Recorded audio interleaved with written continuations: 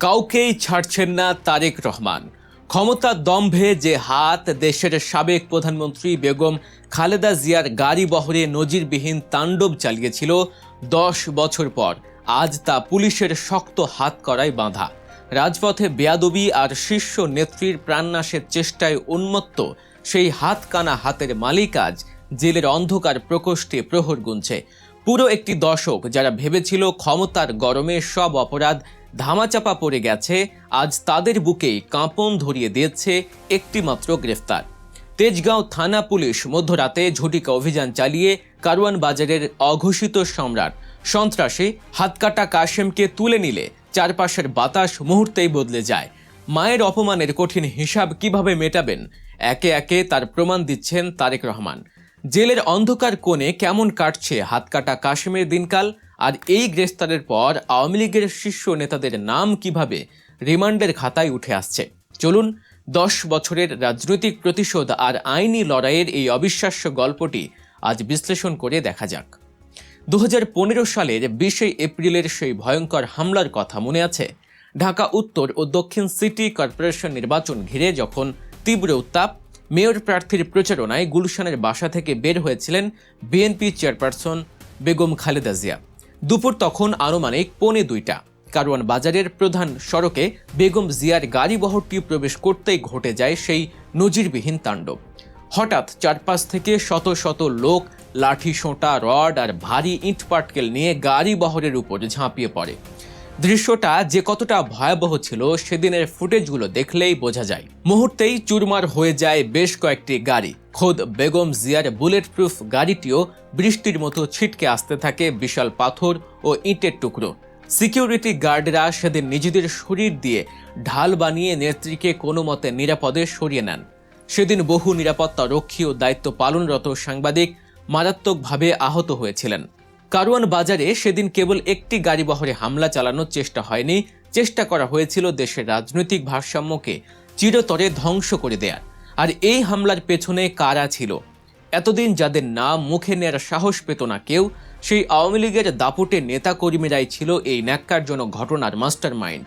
সবচেয়ে আশ্চর্যের বিষয়, নির্মম এই হামলার পর তৎকালীন প্রশাসন ও পুলিশ হামলাকারীদের বিরুদ্ধে ব্যবস্থা না নিয়ে উল্টো বিএনপির উপরই দায় চাপানোর চেষ্টা করে। বিরোধী দলের জন্য বিচার চাওয়াটাই যেন ছিল অপরাধ। কোনো মামলা বা তদন্ত হয়নি। সরকারের উচ্চ পর্যায়ের ইশারায় পুরো ঘটনাটিকে ধামাচাপা দিয়ে হিমাগারে পাঠানো হয়েছিল। হামলাকারীরা প্রকাশ্যেই দাপট দেখিয়ে ঘুরে বেরিয়েছে। কিন্তু পাপ কখনো বাপকেও ছাড়ে না। দীর্ঘ 10 বছর পর 2024 সালে ছাত্র জনতার ঐতিহাসিক গণ অভ্যুত্থানের মধ্য দিয়ে যখন আওয়ামী লীগের স্বৈরাচারী শাসনের অবসান ঘটল, ঠিক তখনই নতুন করে খুলতে শুরু করে পুরনো সমস্ত ফাইলের পাতা। তেজগাঁও থানায় দায়ের করা হয় এক ঐতিহাসিক মামলা। মামলায় সরাসরি আসামি করা হয় পতিত স্বৈরাচার শেখ হাসিনা, আওয়ামী লীগের সাধারণ সম্পাদক ওবায়দুল কাদের ওরফে কাউয়া কাদের সহ তৎকালীন যুবলীগ, ছাত্রলীগ এবং স্থানীয় আওয়ামী লীগের শীর্ষ পর্যায়ের 200 থেকে 250 জন নেতাকর্মীকে। আর সেই দীর্ঘ মামলার এজাহারে সুস্পষ্টভাবে 49 নম্বর আসামি হিসেবে যার নাম লেখা হয়েছিল সে আর কেউ নয়, কারওয়ান বাজারের ত্রাস আব্দুল কাশেম পাটোয়ারি ওরফে হাতকাটা কাশেম। যে কাশেম ভেবেছিল 10 বছর আগের অপরাধ সময়ের স্রোতে ভেসে গেছে, ক্ষমতা গেলেও কেউ ছুঁতে পারবে না, সে টেরি পায়নি পট পরিবর্তনের পর আইনের চাকা কতটা দ্রুত ঘুরছে। মামলা হওয়ার পর থেকেই পুলিশ গোপনে গোয়েন্দা নজরদারি বাড়াতে থাকে। কাশেম ভেবেছিল কারওয়ান বাজারের অলিতে গলিতে হয়তো নিজেকে লুকিয়ে রাখতে পারবে, কিন্তু পুলিশের চৌকস দল গোপন সংবাদের ভিত্তিতে এমন এক ঝটিকা অভিযান চালায় যে পালানোর কোনো পথই তার খোলা ছিল না। হাতকাটা কাশেম গ্রেফতার হওয়ার পর কারওয়ান বাজার এলাকায় তোলপা শুরু হয়েছে।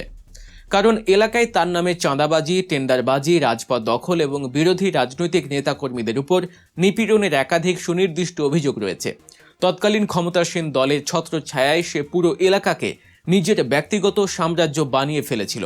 সাধারণ ব্যবসায়ী থেকে শুরু করে ফুটপাতের হকার সবাইকে এই কাশেমের হুকুমে চলতে হতো। কিন্তু এখন সেই রাজত্ব বা ক্ষমতার দাপট নেই। ইতিমধ্যেই কাশেমকে আদালতে সোপর্দ করে রিমান্ড আবেদন করা হয়েছে। পুলিশ জানে কাশেম কেবল সাধারণ দাবারুটি, পেছনে রয়েছে বড় মাথার মাস্টার প্ল্যান।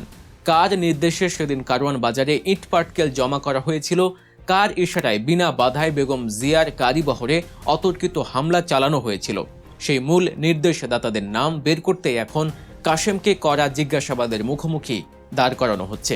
এই গ্রেফতারের পর প্রতিপক্ষ শিবিরের ভেতরে কেমন হাওয়া বইছে খেয়াল করেছেন? দীর্ঘ 16টি বছর যারা ক্ষমতার চাদরে নিজেদেরকে ঢাকা দিয়ে রেখেছিল, এই হাতকাটা কাশেম ছিল তাদেরই বিশ্বস্ত এক হাত। কারওয়ান বাজার নিয়ন্ত্রণে রাখতে এবং রাজনৈতিক প্রতিপক্ষকে রাজপথে উঠতে না দিতে যাদের লাঠিয়াল বাহিনী হিসেবে ব্যবহার করা হয়েছিল, তাদেরই একজন আজ হাজতের ভেতরে। আওয়ামী লীগের শীর্ষ নেতাদের কাছে এই বার্তা পরিষ্কার, বিগত 16 বছরের প্রতিটি অন্যায় ও হামলার বিচার এবার শুরু হতে যাচ্ছে। কাশেম ধরা পড়ার পর কারওয়ান বাজার ও তেজগাঁও এলাকায় আরও অনেক পুরনো প্রভাবশালী ক্যাডাররা এখন রাতের আধারে গা ঢাকা দিতে বাধ্য হচ্ছে। কারণ কাশেম রিমান্ডে মুখ খুললেই প্রভাবশালী নেতাদের গোপন হুকুম ও অর্থ যোগানের তথ্য বেরিয়ে আসবে। অন্যদিকে বিএনপির সাধারণ নেতাকর্মী ও সমর্থকদের দীর্ঘ 10 বছর জমিয়ে রাখা ক্ষোভ আজ নতুন মাত্রায় যোগ হয়েছে। 2015 সালে যখন দেশের একজন বয়োজ্যেষ্ঠ নারী নেত্রীর উপর প্রকাশ্যে আক্রমণ চালানো হয়েছিল, তখন আঘাত করা হয়েছিল দেশের কোটি কোটি বিএনপি সমর্থকের আবেগ ও সম্মানের উপর। বিগত এক দশকে যারা বিচার চেয়েছিল, উল্টো তাদের বিরুদ্ধেই দেয়া হয়েছিল হাজার হাজার ভুয়া মামলা। আজ যখন প্রধান হামলাকারী হাতকাটা কাশেমকে পুলিশ কাঠগড়ায় দাঁড় করায়, তখন সাধারণ মানুষের একটাই আশা, এবার অন্তত বিচারের নামে প্রহসন হবে না। জেলের অন্ধকার প্রকোষ্ঠে বসে কাশেম হয়তো তার অতীতের প্রতিটি অপকর্মের হিসাব মেলাচ্ছে। যে হাতে দিয়ে সে রাজনৈতিক অপশক্তিকে মদত দিয়েছিল, আজ সেই হাত করা পড়া হাতে কান্নাকাটি করেও লাভ হচ্ছে না। বিচার ব্যবস্থার নতুন ধারায় রাজনৈতিক প্রভাব খাটিয়ে পার পাওয়ার সুযোগ আর থাকছে না। রাজনৈতিক বিশ্লেষকরা মনে করেন 10 বছর পরে বিচার প্রক্রিয়া শুরু হওয়া বাংলাদেশের বিচার ব্যবস্থার জন্য এক বিরাট বার্তা। তারেক রহমান ও দলের শীর্ষ নেতৃত্ব বারবার স্পষ্ট করে বলছেন, দেশের আইন সবার জন্য সমান। মায়ের উপর হওয়া অন্যায় কিংবা সাধারণ নাগরিকের উপর হওয়া অত্যাচার কোনোটি আজ আইনের ঊর্ধ্বে থাকবে না। ব্যক্তিগত প্রতিশোধ নয়, বরং আইনের কঠোর ও সুষ্ঠু প্রয়োগের মাধ্যমেই প্রকৃত বিচার নিশ্চিত করা হবে। তবে এক্ষেত্রে সাধারণ মানুষের একটাই দাবি, তদন্ত যেন সম্পূর্ণ নিরপেক্ষ হয়, কোনো নিরপরাধ মানুষ যেন রাজনৈতিক হয়রানির শিকার না হয়, আর কোনো প্রকৃত অপরাধী যেন রাজনৈতিক ফাঁক ফোঁকর দিয়ে বেরিয়ে না যায়। হাতকাটা কাশেমের রিমান্ড থেকে একের পর এক অবিশ্বাস্য তথ্য বেরিয়ে আসছে। পরবর্তী পর্যায়ে হাই প্রোফাইল কোন নেতা আইনের মুখোমুখি হয়, সেদিকে এখন তীব্র নজর পুরো দেশবাসীর।